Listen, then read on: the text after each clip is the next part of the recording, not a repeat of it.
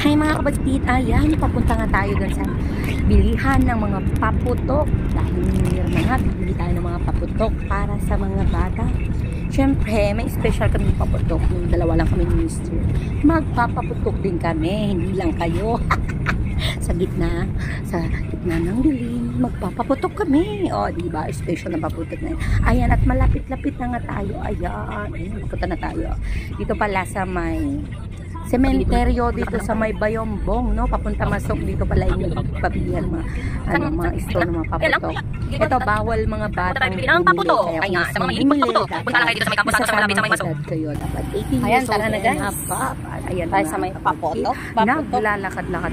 Ito ang kanilang at yung mga paputok. store na yun nakikita Kasama nyo. ng mga patay. Nandito sila sa bahay. Ay, tayo naman bibili ng sa paputok. gilid pala ang ay marami ka na makikitang nagbebenta kagaya ng mga balloons, laruan,